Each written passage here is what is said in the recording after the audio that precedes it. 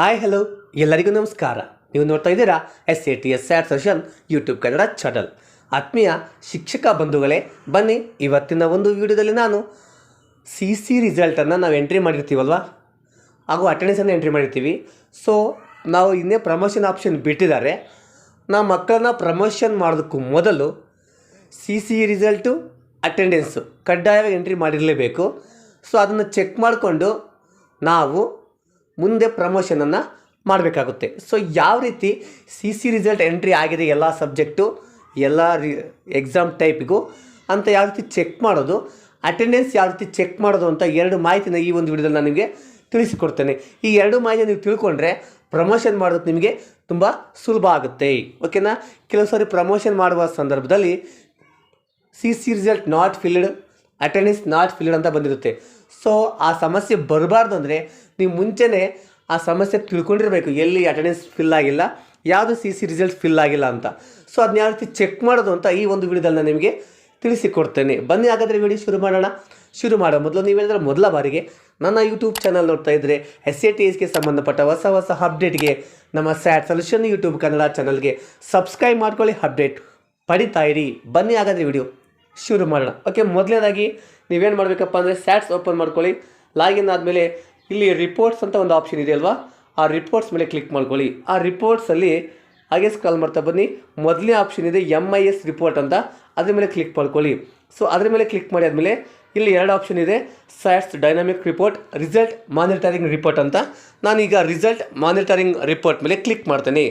Result monitoring report ಮೇಲೆ click ಮಾಡಿದರೆ ನೀವು ಇಲ್ಲಿ ಪ್ರತಿಯೊಂದು ತರಗತಿಯ ಯಾವೆಲ್ಲ ಎಕ್ಸಾಮ್ FA1 ಆಗಿರ್ಬೋದು, FA2, FA3, SA1, SA2 ಯಾವೆಲ್ಲ CC ರಿಸಲ್ಟ್ ಎಂಟ್ರಿ ಮಾಡಿದ್ದೀರಲ್ವ ಅದರ ಒಂದು ಕನ್ಸಾಲಿಡೇಟ್ ಇದು ಗ್ರೇಡ್ ಇಲ್ಲಿ ನಿಮಗೆ ಸಿಗುತ್ತೆ. ಉದಾಹರಣೆ FA1 4 ಸಬ್ಜೆಕ್ಟ್ ಎಂಟ್ರಿ ಮಾಡಿರ್ತೀರಿ, ಲ್ಯಾಂಗ್ವೇಜ್ 1, 2, ಮ್ಯಾಥ್ಸ್ ಮತ್ತು EVS. ಆ 4 ಗ್ರೇಡ್ ಸೇರಿ ಒಂದು FA1 ಅಂತ ಒಂದು ಕನ್ಸಾಲಿಡೇಟ್ ಅದೇ ತೊಗೊಂಡಿರುತ್ತೆ.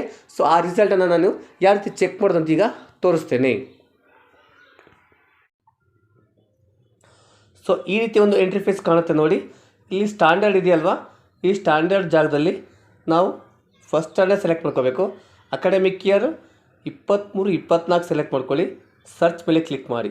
ಸರ್ಚ್ ಮೇಲೆ ಕ್ಲಿಕ್ ಮಾಡಿದಾಗ ಅಲ್ಲಿ ಆ ಒಂದು ತರಗತಿಯ ಮಕ್ಕಳ ಹೆಸರು, ಅವ್ರ ಡೀಟೇಲ್ಸ್ ನೋಡಿ. ಆ ಮಗುವಿನ FA1, FA2, SA1, FA3, FA4, SA2 ನೀವು ಯಾವೆಲ್ಲ CC ರಿಸಲ್ಟ್ ಎಂಟ್ರಿ ಮಾಡಿರ್ತೀರಿ ಆ ಒಂದು ಕನ್ಸಾಲಿಡೇಟೆಡ್ ಗ್ರೇಡ್ ಇಲ್ಲಿ ಎಂಟ್ರಿ ಆಗಿರುತ್ತೆ. ಒಂದು ವೇಳೆ ನೀವು ಯಾವುದೋ ಒಂದು ವಿಷಯದ ಏನಾದರೂ ಬಿಟ್ಟಿದ್ರಪ್ಪ ಅಂದರೆ ಇದು ಏನಾಗಿರುತ್ತೆ ಅಂದರೆ ಆ ಒಂದು ಜಾಗದಲ್ಲಿ ಡಾಟ್ ಬಂದಿರುತ್ತೆ. ಓಕೆನಾ? ಅಂದರೆ ಅರ್ಥ ನೀವು ಅದನ್ನ CC ರಿಸಲ್ಟ ತುಂಬಿರೋದಿಲ್ಲ ಅಂತ ಅರ್ಥ. ಸೊ ನೀವು ಕನ್ಫರ್ಮ್ ಹೆಂಗೆ ಗೊತ್ತಾಗುತ್ತೆ ಅಂದರೆ ಇಲ್ಲಿ FA1 ಇಂದ ಹಿಡಿದು SA2 ತನಕ ಯಾವುದೇ ಕಾಲಮ್ ಬ್ಲ್ಯಾಂಕ್ ಇರಬಾರ್ದು, ಯಾವುದಾದ್ರೂ ಒಂದು ಗ್ರೇಡ್ ಇರಬೇಕು. ಆಗ ಮಾತ್ರ ನಿಮ್ಮ CC ರಿಸಲ್ಟು 100% ಕಂಪ್ಲೀಟ್ ಆಗುತ್ತೆ ಅಂತ ಅರ್ಥ. ಸೊ ಹೀಗೆ ನೀವೇನು ಮಾಡಿ ತರಗತಿವಾರು ನಿಮ್ಮ ರಿಸಲ್ಟನ್ನು, ಕನ್ಸಾಲಿಡೇಟೆಡ್ ರಿಸಲ್ಟನ್ನು ನೀವು ಚೆಕ್ ಮಾಡ್ಕೊಳ್ಳಿ.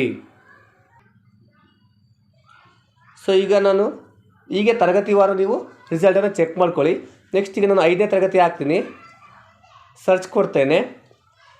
ಇಲ್ಲಿ ನೋಡ್ಬೋದು ನಾವು 5ನೇ ತರಗತಿಗೆ FA1, FA2, SA1 ಎಂಟ್ರಿ ಮಾಡಿದ್ವಿ. FA3, FA4, SA2 ಎಂಟ್ರಿ ಮಾಡಬೇಕಿತ್ತು, ಅಷ್ಟೊತ್ತಿಗೆ ಆಪ್ಷನ್ ತೆಗೆದಾಕಿದ್ರು.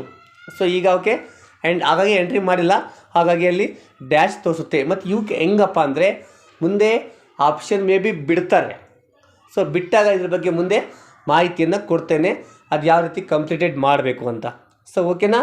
ಸೊ ಈಗ ನಾವು ರಿಸಲ್ಟ್ ಯಾವ ರೀತಿ ಚೆಕ್ ಮಾಡ್ಕೋಬೇಕು ಅಂತ ತರಗತಿವಾರು ನಾನು ನಿಮಗೆ ತಿಳಿಸ್ಕೊಟ್ಟೆ.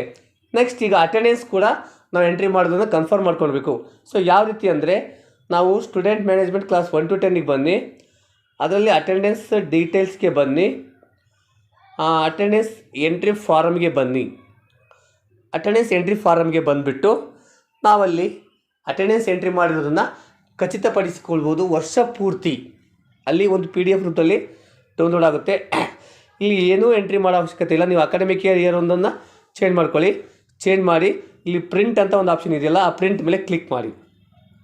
ಪ್ರಿಂಟ್ ಮೇಲೆ ಕ್ಲಿಕ್ ಮಾಡಿದರೆ ಇಲ್ಲಿ ಮಂತ್ಲಿ ವೈಸ್ ಅಟೆಂಡೆನ್ಸು ತರಗತಿವಾರು ನೋಡಿ, ತರಗತಿ 1 ಇಲ್ಲಿ ಮೇಯಿಂದ ಹಿಡಿದು ಅಪ್ ಟು ಏಪ್ರಿಲ್ ತನಕ ಇಲ್ಲಿ ಡಿಸ್ಪ್ಲೇ ಆಗುತ್ತೆ. ಸೊ ನೀವು ಚೆಕ್ ಮಾಡ್ಕೊಳ್ಳಿ ಮಂತ್ಲಿ ವೈಸು. ಇಲ್ಲಿ ಯಾವುದಾದ್ರೂ ಮಗುವಿನ ಒಂದು ಕಾಲಮ್ ಖಾಲಿ ಇದ್ದರೆ ಅಥವಾ 0 ಇದ್ದರೆ ಅಂಥ ಮಕ್ಕಳ ಅಟೆಂಡೆನ್ಸನ್ನು ನೀವು ಅಪ್ಡೇಟ್ ಮಾಡ್ಕೋಬೇಕಾಗುತ್ತೆ. ಸೊ ಇಲ್ಲಿ ಚೆಕ್ ಮಾಡ್ಕೊಳ್ಳಿ, ಎಲ್ಲ ಮಕ್ಕಳ ಒಂದು ತರಗತಿವಾರು ಅಟೆಂಡೆನ್ಸನ್ನು ನೀವು ಚೆಕ್ ಮಾಡಿಕೊಂಡು ಇದೆಲ್ಲ ಅಪ್ಡೇಟ್ ಇರಬೇಕು. ಎಲ್ಲ ಮಕ್ಕಳ ಒಂದು ಅಟೆಂಡೆನ್ಸು ಅಪ್ಡೇಟ್ ಇರಬೇಕು, CC ರಿಸಲ್ಟ್ ಅಪ್ಡೇಟ್ ಇರಬೇಕು. ಆಗ ಮಾತ್ರ ನಾವು ಪ್ರಮೋಷನನ್ನು ಸುಲಭವಾಗಿ ಯಾವುದೇ ತೊಂದರೆ ಇಲ್ಲದೆ ಮಾಡಬಹುದು. ಸೊ ಹಾಗಾಗಿ ಮೊದಲು ನೀವು ಪ್ರಮೋಷನ್ ಮಾಡುವ ಮೊದಲು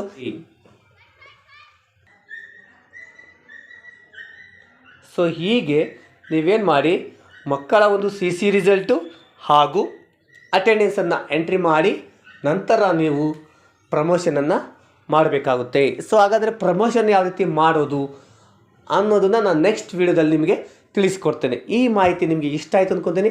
ಇಷ್ಟ ಆಗಿದ್ದರೆ ದಯವಿಟ್ಟು ಒಂದು ಲೈಕ್ ಕೊಡಿ, ಕಮೆಂಟ್ ಮಾಡಿ. ಇದೇ ರೀತಿಗೆ ನಮ್ಮ ಸ್ಯಾಟ್ ಸೊಲ್ಯೂಷನ್ ಯೂಟ್ಯೂಬ್ ಕನ್ನಡ ಚಾನಲ್ಗೆ ಸಬ್ಸ್ಕ್ರೈಬ್ ಮಾಡ್ಕೊಳ್ಳಿ. Thanks for watching. ಧನ್ಯವಾದಗಳು.